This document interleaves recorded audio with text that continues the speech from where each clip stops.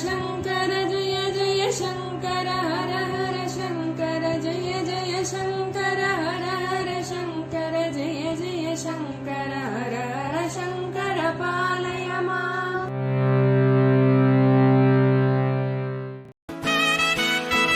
Mahasankara matrimony மிகவும் மேம்படுத்தப்பட்ட online திருமணப்பதிவு இணையதளம்.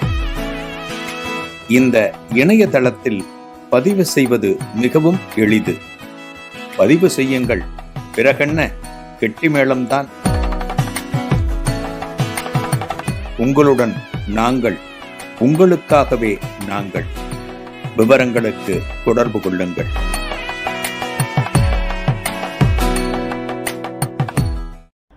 ஸ்ரீ குருபியோ நமக. ஓம் காஞ்சிவாசாய வித்மகே சாந்த ரூபாய திமகி தன்னச்சந்திரசேகரேந்திர பிரச்சோதியாத். எல்லாருக்கும் நமஸ்காரம். மகாபரிவா மகிமை அனுபவத்தில் நேற்று நம்ம ஒரு வித்தியாசமான அனுபவத்தை பார்க்க ஆரம்பிச்சிருக்கோம். மகாபரிவா மடத்தில் இருக்கார். எல்லாம் பூஜை கஜெல்லாம் முடிச்சுட்டு, பிட்சையெல்லாம் முடிச்சுட்டு வர வழியில் பெரியவா ஒரு ஓரத்தில் ஒரு கோரப்பாயை பார்த்தார். அந்த கோரப்பாயில் படுத்துட்டார். இந்த கோரப்பாயோட ஒரு பாதி பகுதியை அப்படியே சுருட்டி மேலே பூத்திட்டார். ஒரு பாய் மடிச்சிருக்கிறது போல் ஓரத்தில் இருக்கே தவிர அதுக்குள்ளே பெரியவா இருக்கான்னு யாருக்குமே தெரியல. நேரம் ஆக சாயங்காலம் ஆக போகிறது. 4:30-5 மணி ஆறுது. பெரியவா அனுஷ்டானம் பண்ணணும், பூஜையெல்லாம் இருக்குது, பக்தாள்லாம் வருவா. என்னடான்னு தேடுறப்ப அப்போத்தான் ஆளுக்காள் குழம்புறா. எங்கே போனா பெரியவா, எங்கே போனா பெரியவான்னு தேடுறா. அங்கே விசாரிக்கிறா, இங்கே விசாரிக்கிறா. இதை வெளியில் சொல்ல முடியுமா? பெரியவாளை காணலை, நாங்கள்லாம் தேடின்னு இருக்கோன்னு சொல்ல முடியுமா? அந்த மேனேஜர் என்ன பண்ணுறதுன்னு தடுமாறின்னு இருக்கார். ஆளுக்காள் பிடிச்சி வாங்கின்னு இருக்கார். ஏன்னா அவரவர்கள் பணியை அவரவர்கள் சரிவர செய்துவிட்டால் எந்த காரியத்திலும் எந்த குறையும் வராது. ஒரு ஆஃபீஸ்னு வச்சுக்கோங்களேன். ஒரு ஆஃபீஸில் இருக்கிற செக்யூரிட்டியில் ஆரம்பித்து அந்த ஆஃபீஸோட சிஇஓ வரைக்கும் அவரவர்கள் வேலையை கரெக்டாக பண்ணியாச்சுன்னா அந்த கம்பெனிக்கு எந்த விதமான சிரமம் இருக்காது. நல்லா போகும் கம்பெனி. அவரவர்கள் வேலையை சிரத்தையோடு பண்ணணும்.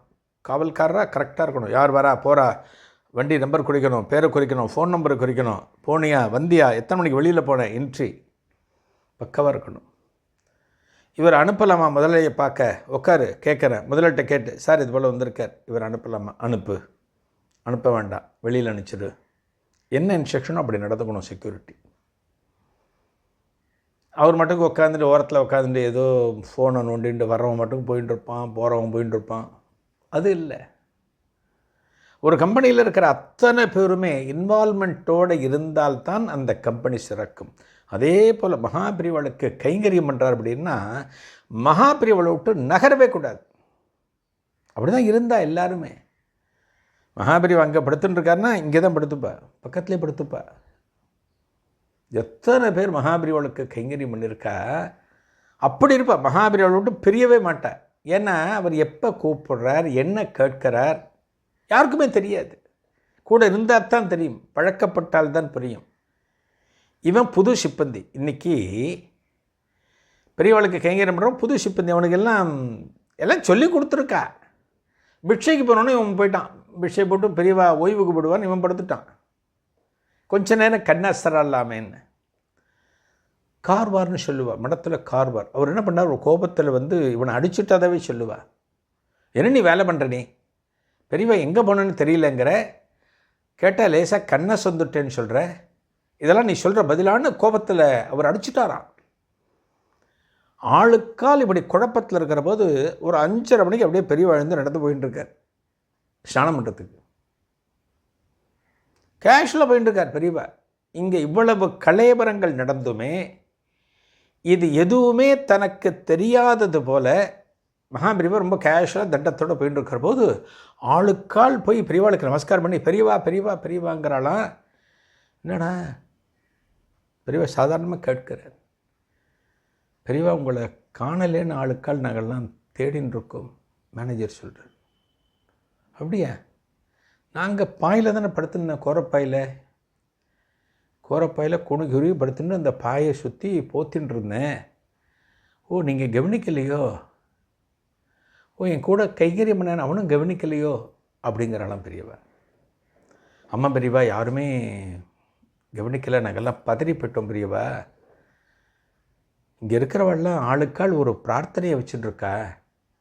பெரியவா பத்திரப்படியாக வரணும், எங்கே போனான்னு தெரியல, காமாட்சிக்கு பாலாபிஷேகம் பண்ணுறேன், பிள்ளையாருக்கு 108 சதுர்க்கா உடைக்கிறேன், பெருமாள் சந்நிதியில் அங்க பிரதட்சணம் பண்ணுறேன்னு ஆளுக்கால் காஞ்சிபுரத்தில் இருக்கிற அத்தனை தெய்வங்கள்கிட்டையும் பிரார்த்தனை பண்ணிட்டு இருக்கா பெரியவா அப்படின்னு எல்லாம் மேல் மூச்சு கீழ் மூச்சு வாங்க பெரியவாட்ட சொல்கிற போது தான் பெரியவா சிரிச்சுட்டே சொல்கிறாளாம், எல்லா வேண்டுதலையும் நிறைவேற்றணும், என்னென்ன பிரார்த்தனை வச்சோல்லோ அதெல்லாம் நிறைவேற்றணுங்கோ, கவலையே படாதீங்கோ, நான் 100 வயசு வரைக்கும் இருப்பேன் அப்படின்னாராம் பெரியவா. அன்னைக்கு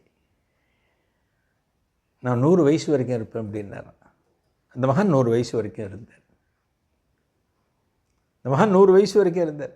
ஒரு 4 மாதம் மட்டும் குறைச்சல். பாருங்க, ஒரு மகான் எந்த அளவுக்கு சாதாரணமாக, இதெல்லாம் நம்ம நினச்சி பார்க்க முடியுமா?